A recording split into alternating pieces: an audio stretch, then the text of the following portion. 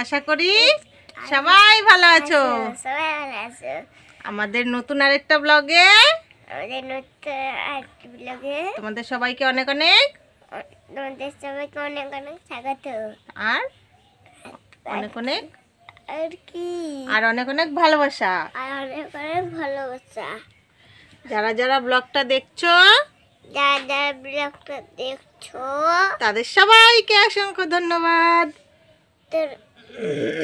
বলো, তাদের সবাইকে ধন্যবাদ।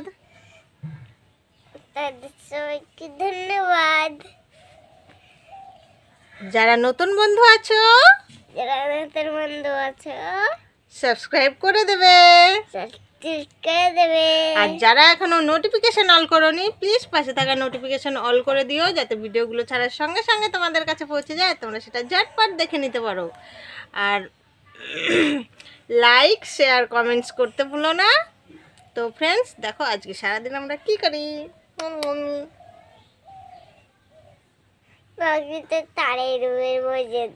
উড়ে গেল পাখিটার ছবি তুলবো ভাবলাম, উড়ে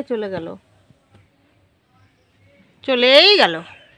তো ফ্রেন্ডস দেখো এখন আমি আর এই যে সোনা পাপা এখন খাবো মুড়ি মাখা। তো মুড়িতে চানাচুর দিয়ে দিয়েছি, এবার দেব আচারের তেল। দেখছো আচারের তেল দিয়ে দিয়েছি, আর এখানে দেখো মশলাগুলো দিয়ে দিয়েছি আগেই। তো আচারের তেল দিয়ে মুড়ি মাখা যা টেস্টি লাগে সেটা আর বলার অপেক্ষা রাখে না। আর করব এখন এই দেখো সেই অনেক দিন আগে দেখিয়েছিলাম তোমাদেরকে যে কফি এনেছিল আর মিল্ক পাউডার। তো কফিটা বানাবো আজকে। দাও দাও। আর এই যে মিল্ক পাউডারটা, তো কফিটা বানাবো, তারপরে এই মুড়ি দিয়ে খাবো আমরা। মুড়িটা মাখিয়ে নিই।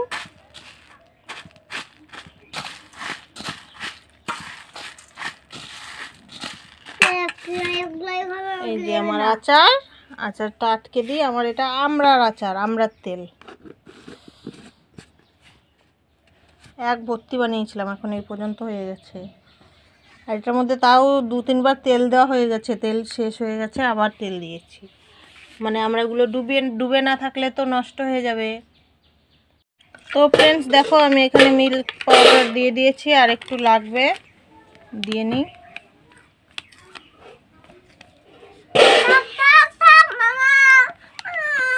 ঠিক আছে, সোনা বাবা খাবে তার জন্য বলছে থাক আর দিও না।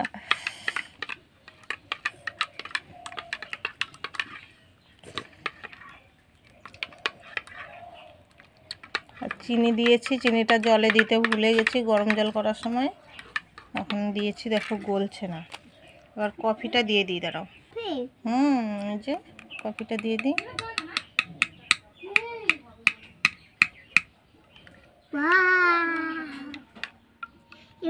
কফি বানানো যায়? কফির ওইগুলো কি? কফির পাউডার এগুলো।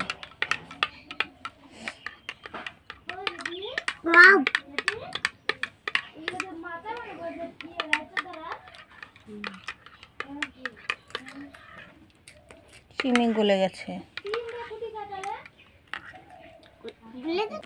তো আর একটু লাগবে কফি। না আবার কি, কত সুন্দর লাগছে দেখো দেখতে, লাভ করে এরম করে মালাই দিয়ে। তোমারটা ভালো হলো না, বোঝাই তো যাচ্ছে না। মালাই মার্কে কফিটা এরকম উপরে থাকে দেখে ডিজাইনটা সুন্দর হয়। বেশ দিচ্ছি। তো কফি হয়ে গেছে, এবার আমরা খেয়ে নিই। সোনা বাবা তো বসে আছে, খাবো খাবো করছে শুধু। সোনা বাবাকে অল্প একটু দেবো। তো ফ্রেন্ডস আমাদের মতো কে খায় মুড়ি দিয়ে কফি?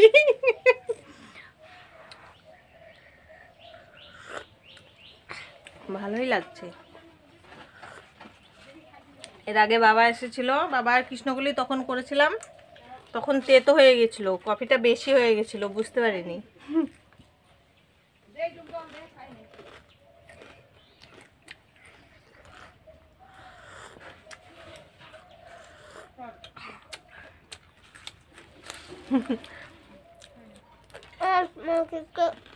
হুম কালকে পেটে ব্যথা করেছিল হুম